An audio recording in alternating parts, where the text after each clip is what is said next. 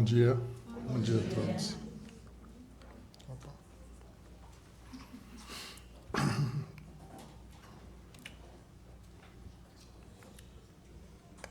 Nós vamos começar aqui, eu vou iniciar com uma leitura através do livro A Caminho da Luz, né, que é a psicografia de Francisco Cândido Xavier, pelo Espírito Emmanuel, né, de agosto a setembro de 1938. Né. Aí nós vamos passar um pouco sobre a criação do nosso planeta, né, do planeta Terra, que nos é contado nesse capítulo, e depois vamos então passar um pouco pela evolução do espírito, né. Vamos começar então. No capítulo 1, a Gênese planetária, a comunidade dos espíritos puros. Rezam as tradições do mundo espiritual que, na direção de todos os fenômenos do nosso sistema, existe uma comunidade de espíritos puros e eleitos pelo Senhor Supremo do Universo, em cujas mãos se conservam as rédeas diretoras da vida de todas as coletividades planetárias. Jesus, o nosso amado Mestre, ele é um desses membros divinos, né? E nos é descrito que um grupo desses espíritos já se reuniram em torno da Terra em ao menos duas oportunidades. Uma primeira oportunidade, quando foi do início da formação do nosso orbe, né? E depois, num segundo momento, quando foi decidido que Jesus Cristo iria vir à Terra há aproximadamente 2000 anos atrás. Quando nos é descrito o primeiro momento, né, do desprendimento da órbita terrestre, daí a gente pode estimar um comentário que sempre se ouve na comunidade espírita, que Jesus Cristo é o governador desse planeta por aproximadamente 4,5 bilhões de anos, né? Porque isso foram as análises, né, de uma rocha na região da Austrália, onde indica esse tempo, né, do nosso planeta. Na sequência, então, o livro descreve da seguinte forma: que força sobre-humana pôde manter o equilíbrio da nebulosa terrestre, destacada do núcleo central do sistema, conferindo-lhe um conjunto de leis matemáticas, dentro das quais se iam manifestar todos os fenômenos inteligentes e harmônicos de sua vida, por milênios de milênios. Distando do Sol cerca de 149 milhões e 600 mil quilômetros e deslocando-se no espaço com a velocidade diária de 2,5 milhões de quilômetros em torno do grande astro do dia, imaginemos a sua composição nos primeiros tempos de existência como planeta.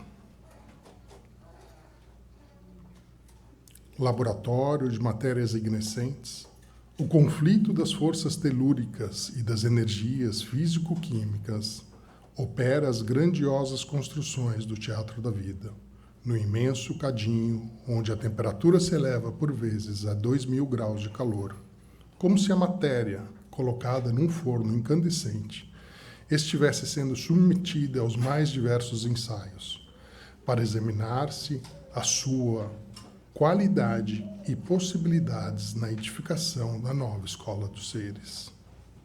As descargas elétricas, em proporções jamais vistas da humanidade, despertam estranhas comoções no grande organismo planetário, cuja formação se processa nas oficinas do infinito. Eu vou voltar um pouquinho nesse slide aqui. Não, foi errado. Aqui, vamos para frente, enfim. Aqui esse slide, ele mostra a proporção, né, da Terra com relação ao Sol, né? Na primeira pergunta do Livro dos Espíritos, Kardec pergunta: que é Deus? Vamos notar que ele não pergunta quem é Deus, nem o que é Deus. Ele pergunta: que é Deus? E a resposta, então, é que Deus é a inteligência suprema, causa primária de todas as coisas.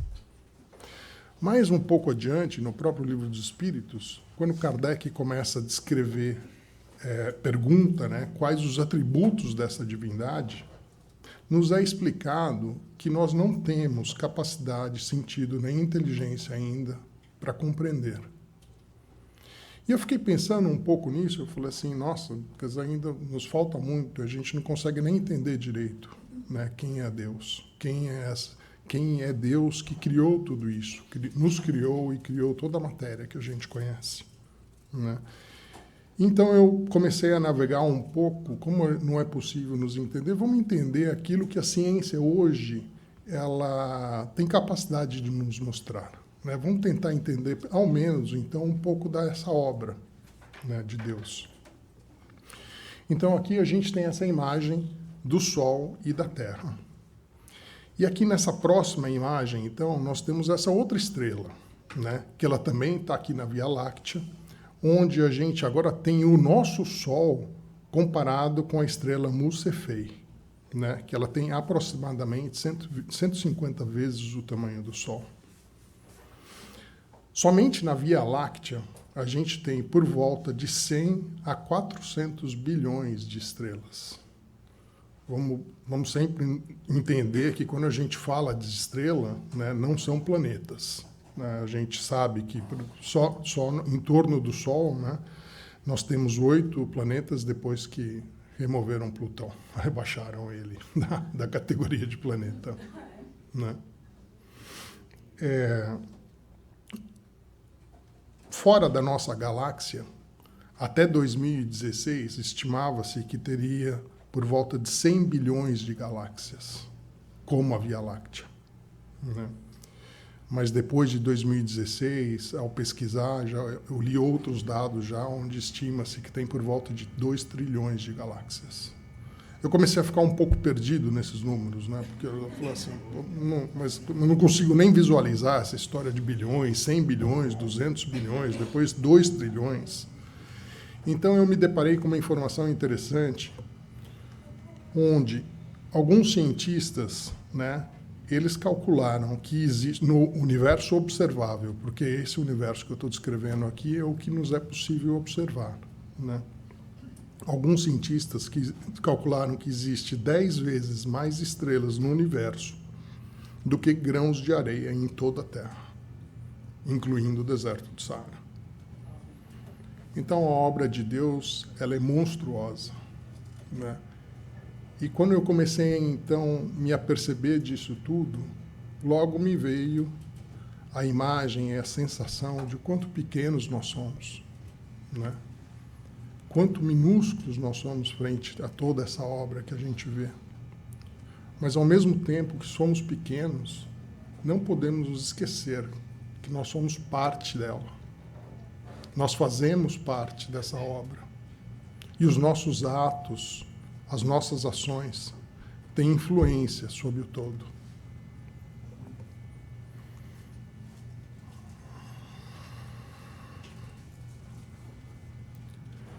Na Revista Espírita de 1864, Kardec faz um comentário. Ele diz assim: o espírito encarnado trabalha para a melhoria do mundo que habita, assim ajudando a sua transformação e o seu progresso material, que estão nos desígnios de Deus, de quem é um instrumento inteligente. Então, é exatamente isso que Kardec está nos trazendo, né? Que a gente faz parte dessa obra, os nossos atos, as nossas ações têm influência. Deus é o nosso Criador. Nós, espíritos, somos co-criadores. Deus cria e os espíritos fazem. Quando a Terra foi criada, os minerais foram os primeiros do reino a receber a onda criadora, ou seja, a luz.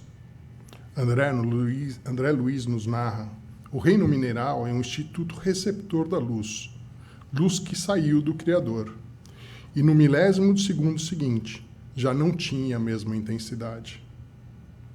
Essa luz que era forte, ela foi se apagando, se apagando, se apagando, até formar os minerais, onde nós fizemos os primeiros estágios rumo à nossa evolução. Martins Peralva, no livro Pensamento de Emmanuel, narra a longa viagem feita pela mônada divina, ou princípio espiritual, na sua fase preambular. A mônada luminosa, que mais tarde será espírito, ser inteligente, vai sendo envolvida como energia divina em fluidos pesados. Perde a sua luminosidade e condensa-se no reino mineral.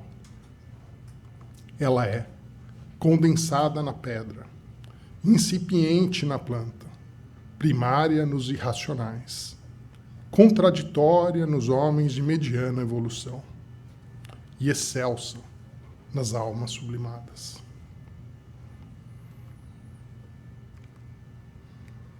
Essa luz que aparentemente se apagou, é ela que nós devemos buscar no nosso dia a dia. A busca constante, tomarmos consciência que temos um Pai que nos ama, despertar em nós o servir, crescer, viver, até o ponto da gente aprender a amar-nos uns aos outros. É assim que a gente vai resplandecer essa luz. Não é fácil que a gente se mantenha nessa luz. A vida ela é difícil para todos. Os caminhos que a gente percorre, cada um, eu tenho certeza, não são fáceis. Mas são essas dificuldades que nos moldam. São essas dificuldades que nos fazem crescer. Quando eu reflito um pouco sobre tudo que já se passou na minha vida, aqui na minha vida, quando eu digo, é nessa existência, né, eu tenho certeza absoluta disso. Né? Foram um dos momentos mais difíceis que eu mais cresci como espírito, sem dúvida. Foram nesses momentos mais difíceis que eu passei a me conhecer um pouco mais. Me conhecer um pouco mais dentro das minhas capacidades e também das minhas limitações. Foi nesses momentos mais difíceis que o mesmo raciocínio lógico que eu utilizava para justificar que a ciência era a resposta para tudo, o mesmo raciocínio me levou ao entendimento que existe Deus e que existe, com certeza, uma força muito maior que governa esse universo. Foram nesses momentos difíceis que eu mais cresci. Eu tenho certeza que todos nós crescemos, né?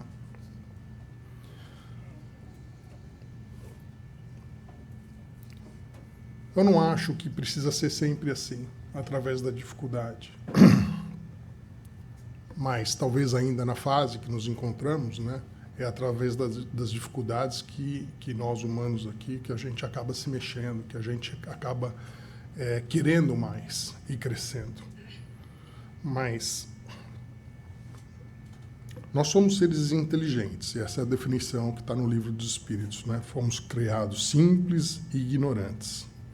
Cabe a nós, individualmente, esclarecimento para o nosso progresso, e a maneira como devemos nos empenhar a constante procura pelo conhecimento. Jesus sempre nos disse, né, através de Mateus, resplandeça a vossa luz. Através de João, na verdade vos digo que aquele que crê em mim também fará as obras que eu faço, e as fará maiores que estas. E também disse, vós sois deuses.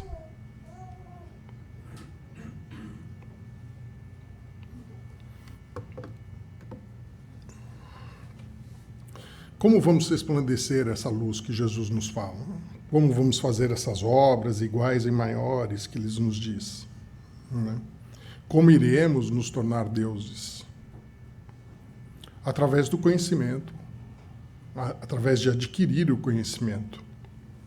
Quando a gente, num primeiro momento, adquire conhecimento, né, nós temos, por reação inicial, evitar tudo aquilo em que por exemplo, que nós não queremos mais nos conectar. Né? Então, por exemplo, logo que eu me tornei espírita, eu queria evitar um monte de coisa, né? Eu não queria mais sair com gente que tinha pensamento muito negativo, que pensava para baixo, né? Eu não queria me conectar a pessoas que estavam ligadas a muitos vícios, né? Isso não adianta, isso é só um primeiro momento quando o conhecimento nos atinge, né? Por isso que Jesus dizia aqui, vê, pois, que a luz que há em ti não sejam trevas. Porque se eu só trabalho tamponando as minhas falhas, nós corremos o risco das trevas nos apanharem. Quando passamos a fazer algo para alguém que sofre, com acolhimento, ajuda e caridade, é que nos mantemos nessa luz. Não basta só a gente aprender, a gente adquirir conhecimento. A gente tem que passar por um segundo momento, que é o de fazer, né? E sair desse momento tamponando as nossas falhas, né? Honório Onofre Abreu, né? Onde em diversos momentos aqui nessa apresentação, nesse estudo, eu vou citá-lo. Ele viveu de 1930 a 2007, né? Foi um valoroso trabalhador espírita, foi presidente da União Espírita Mineira de 2002 até o seu desencarne. Ele dizia assim, precisamos continuar investindo na nossa capacidade reeducativa, tamponadora de nossas falhas e erros. Precisamos ser mais perseverantes ainda, para passarmos para o segundo estágio, o de fazer. Ninguém consolida um aprendizado sem fazer. Fazer o quê? Fazer caridade, ajudar o nosso próximo, acolher as pessoas, acolher aqueles que estão paralisados nos seus pensamentos negativos, aqueles que estão acostumados com comentários não tão edificantes. É assim que a gente vai conseguir passar para esse segundo momento de fazer.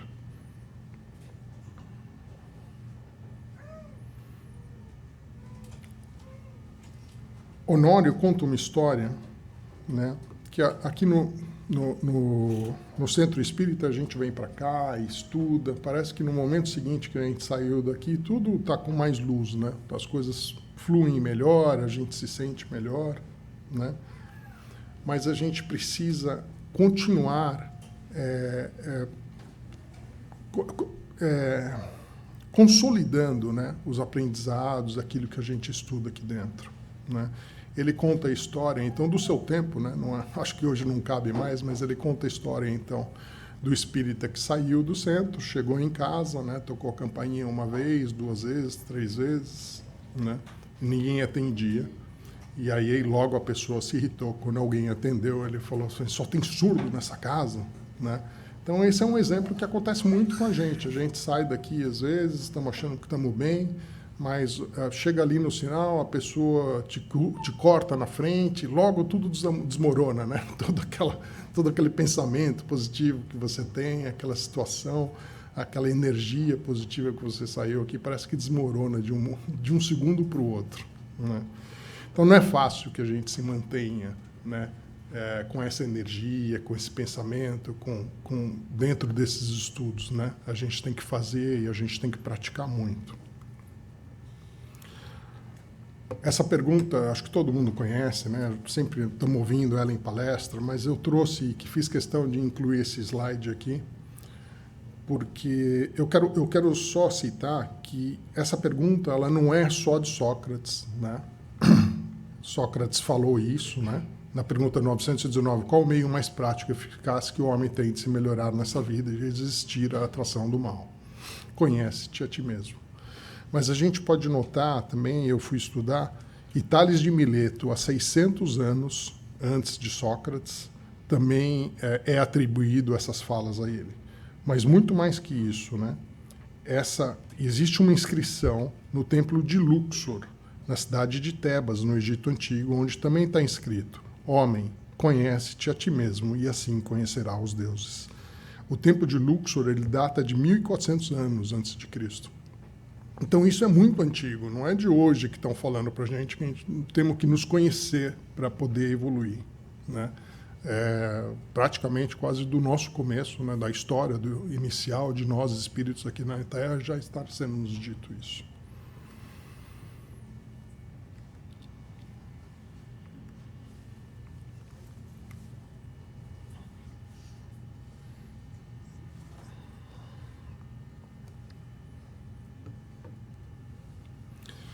Esse slide aqui, então, eu me inspirei, o slide é meu, a ideia do gelo é minha, né? Mas isso é uma explicação de Honório, né? A respeito de como nós somos formados e como que o conhecimento, assim que nos atinge, vai nos transformando. Eu fiz questão de utilizar a imagem do gelo, porque o gelo, conforme a neve vai caindo e o gelo vai se formando nas suas diversas camadas, né? A gente sabe que a camada mais profunda do gelo é aquela mais antiga, né? Aquela que traz a história mais antiga. Por exemplo, quando o homem quer estudar hoje em dia ainda um pouco o clima na Terra, né? Vai para a Antártica, você faz uma escavação no gelo e aí você vai tirando as camadas de gelo lá do fundo, né? E você consegue saber como é que estava a camada de ozônio, como é que estava a atmosfera naquela época, através dessa análise. E o mesmo um pouco acontece conosco, né? Honório nos traz que nós somos formados através do nosso subconsciente, que é toda essa parte de baixo aqui do gelo, né? É claro que quanto mais fundo aqui no gelo, mais antigo é, né? Eu acho importante a gente ter um entendimento dessa figura do gelo só para entender o quanto difícil é se transformar, né? Por isso que eu trouxe esse slide, só para que a gente não é só vindo aqui assistindo uma aula, né? Exige muita perseverança, muita disciplina para que a gente possa se transformar e mudar as nossas atitudes, né? Essa parte, então, forma o nosso subconsciente, que o Honório explica, que são os valores que fomos coletando na evolução. O homem velho. Ele não pode desaparecer. Se desaparecer, a nossa evolução acaba. Ela pode ser desativada. O conhecimento novo, ele nos atinge sempre, né? E esse é o homem em formação.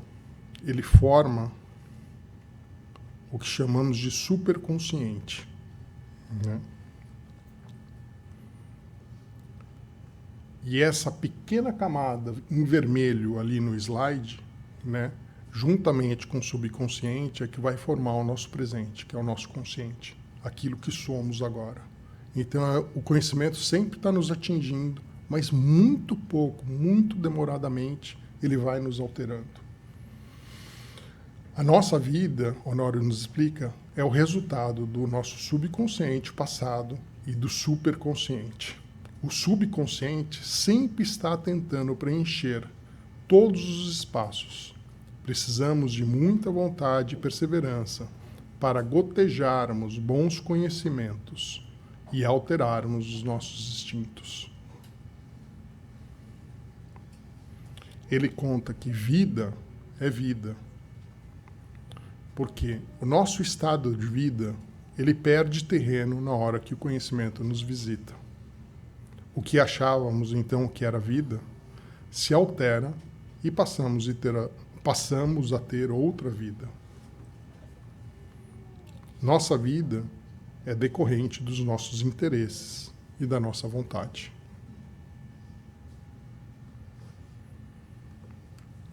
E o pensamento? Estamos falando sobre conhecimento, agora vamos passar um pouco aqui para pensamento, né?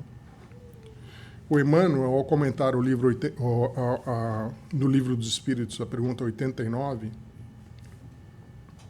ele diz: a força do pensamento e sua consequente influenciação no próprio destino humano constitui realidade que ninguém pode nem deve ignorar. Pensar no bem, pelo bem e para o bem nosso e de todos será a influenciação sobre os demais benéfica, salutar e construtiva. Então, o quanto é importante o nosso pensamento, né? Ele influencia constantemente o nosso destino, a maneira como a gente pensa.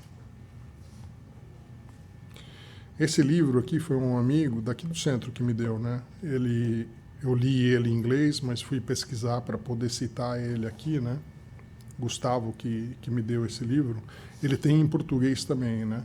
Ele se chama em português Como se tornar sobre-humano, né? É do Dr. Joe Dispenza. Esse livro, ele traz vários vários ensinamentos e muita coisa que é exatamente o que a gente aprende no Espiritismo, né? Com relação à força do nosso pensamento, a maneira como a gente pode agir para melhorar, para se melhorar e melhorar as nossas vidas, né? E eu acho bonito, eu acho interessante ver como hoje a ciência, né, já começa a estudar e trazer os mesmos resultados que a gente já tanto estuda aqui dentro da casa, né? Tem alguns exemplos que me marcaram muito nesse livro aqui, né? Um deles foi um estudo que foi feito pela Universidade de Ohio com 29 voluntários, né? Então foram engessados o pulso desses voluntários, né? Foi separado em 2 grupos. O primeiro grupo foi orientado a fazer 11 minutos de exercícios mentais com relação ao músculo do pulso, né? E o outro grupo não foi orientado a fazer absolutamente nada. Depois de 30 dias com o gesso, os gessos foram removidos, né? E o grupo que fazia os exercícios mentais teve praticamente nenhuma perda de massa muscular, em comparação ao outro grupo que nada fez, né? Ele teve a perda da massa muscular como a gente conhece. Você passa 30 dias engessado, né? Não tem como, você perde muita massa muscular.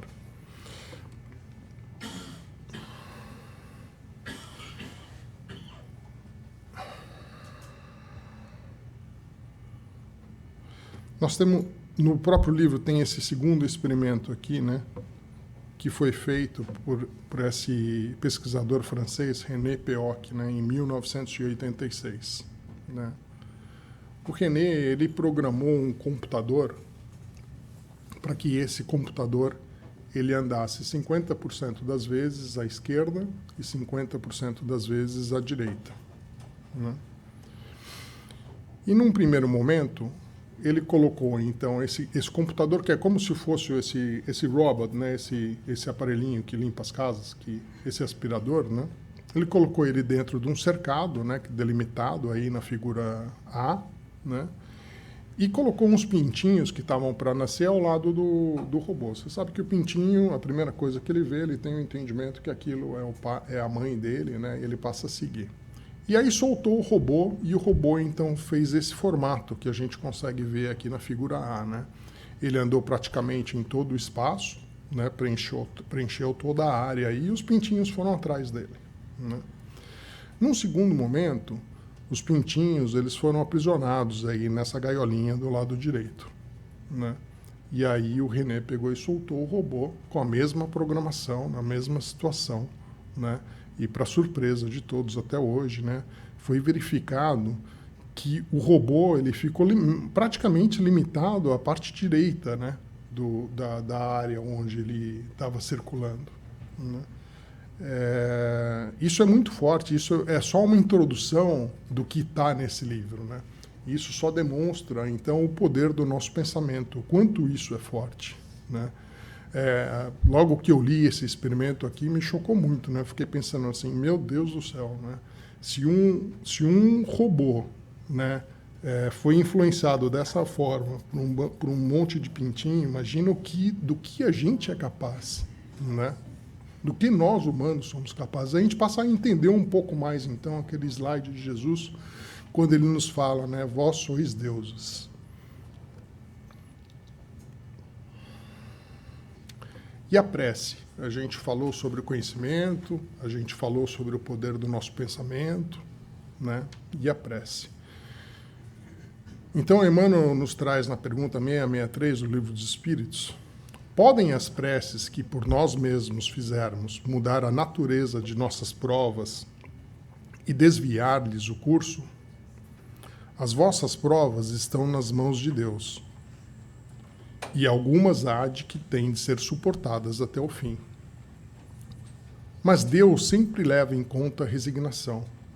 A prece traz para junto de vós os bons espíritos, e dando-vos esses a força de suportá-las corajosamente, menos rudes elas vos parecem.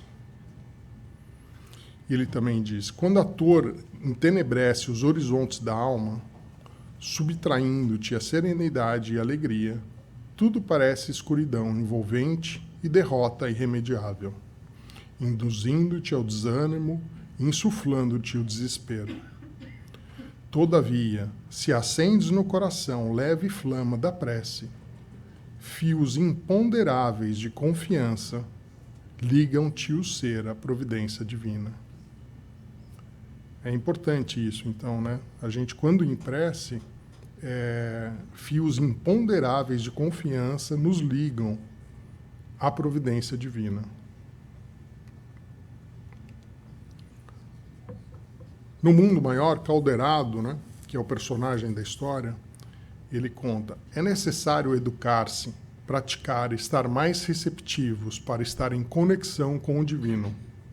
Com essa conexão, é possível purificar-se, percebendo as oportunidades, experiências do todo dia, que constantemente nos chegam e muitas vezes chamamos de provas.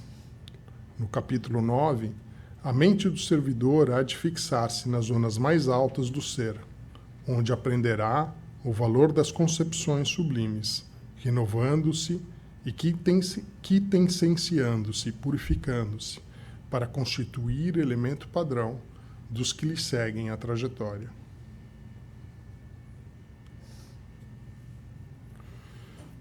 Honório Abreu nos traz a seguinte explicação também a respeito da prece.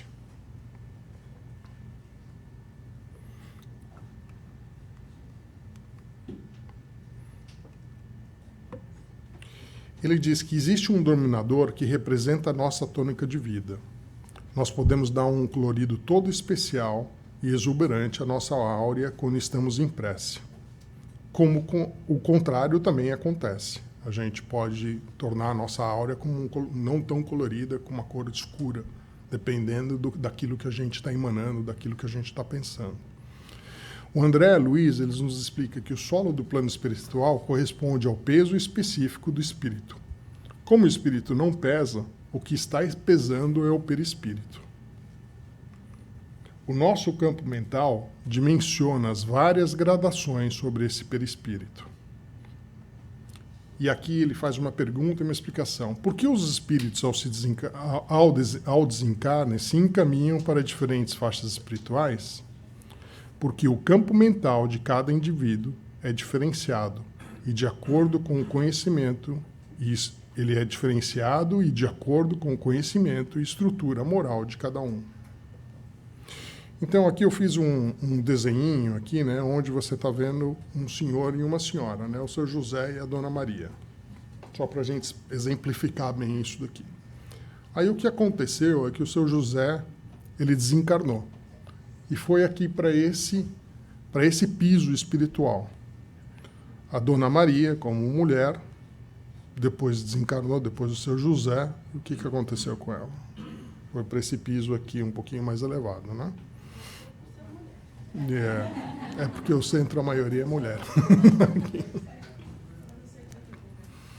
Aí o que aconteceu? O seu José, então, estava nesse nível, né, nesse piso espiritual, e a dona Maria estava no outro, um pouquinho acima dele. Né? Aí o seu José entrou em prece. Né? O que aconteceu quando ele entrou em prece? Ele momentaneamente subiu lá para cima. Né? Mas assim que a prece acabou, o que aconteceu? Ele caiu e voltou. É assim que acontece conosco. Né? Quando nós oramos, vamos lá para o alto. Mas depois tudo se apaga. Nem tudo. Ficamos tocados, como a gente viu no slide anterior, por determinados valores, que são como sementes que ajudam a mudar o nosso ser. Vamos lembrar daquele slide lá atrás, lá do Emmanuel, né? Fios imponderáveis de confiança ligam-te o ser à providência divina. Então, o quanto é importante também que a gente mantenha esse momento de conexão com Deus, né? Que a prece nos traz. Né? A gente já sabe, tem diversos relatos aí que os espíritos nos trazem, que uma das diferenças no nosso desencarne é que lá no outro plano a gente reza muito, né? Muito mais do que a gente imagina que a gente reza aqui. Nós espíritas nós achamos que nós rezamos bastante aqui. Vai começar uma atividade, reza para acabar, reza. Se esquecer, reza no meio também. Mas lá a gente reza muito mais do que a gente reza aqui, né? O quanto é importante essa oração, essa prece, esse momento de conexão, né? Na pergunta 22, que definição podeis dar da matéria? A matéria é o laço que prende o espírito, mas é também um instrumento que esta se serve e sobre a qual, ao mesmo tempo, exerce a sua ação. Desse ponto de vista, pode-se dizer que a matéria é o agente, o intermediário com o auxílio do qual e sobre o qual atua o espírito. Se a matéria é um instrumento que o espírito se utiliza para implementar a sua evolução, daí, ao mesmo tempo, é o laço que o prende. Eu nunca tinha entendido esse laço que o prende até ter aquele slide anterior aqui, né? O laço que o prende, porque o nosso peso ele está preso à matéria, o nosso peso específico está preso à matéria da maneira como nós pensamos, né? Da maneira como a gente tem, como está a nossa evolução, né? É por isso que daí também ela é o laço que nos prende.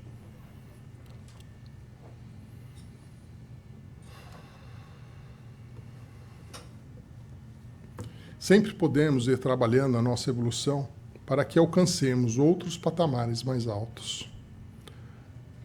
Não pelas nossas concepções, não pelos nossos propósitos, não pela nossa religião, nem pelo centro que frequentamos, nem pelo nosso time de futebol, nada disso, né? Nem pelo lugar que nascemos, mas sim pela forma como nós agimos. É isso que nos define, é isso que nos traz a evolução.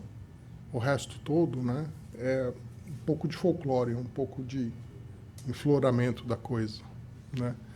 É a maneira que a gente age que realmente que nos define. E por isso que Jesus nos disse, né, porque a cada um de vós será dado segundo as suas obras. O nosso mestre diz, vós sois a luz do mundo. Ele falou isso para os seus apóstolos, para os discípulos, né? Nós somos discípulos também, né? Não é à toa que a gente facilmente se enxerga, né, nos apóstolos, né, na história de Pedro, na sua forma embrutecida. Não depois, né, não no fim, mas no começo da vida dos apóstolos, né? Cada um de nós está na luz que nos é peculiar ao nosso momento. E devemos seguir firmes no nosso esforço para nos melhorarmos e nos tornarmos professores dessa morada que chamamos de planeta Terra, conhecida no mundo espiritual como educandário do universo. Era isso que eu tinha para trazer para vocês, né? Eu acho que se a gente der uma olhada em todos os slides aí, o que ficou para mim, o que eu aprendi disso, né, é que a gente deve se conhecer, estudar, ter bons pensamentos, rezar e ser feliz. É essa a mensagem que eu tenho para vocês. Todos tenham um ótimo domingo. Muito obrigado.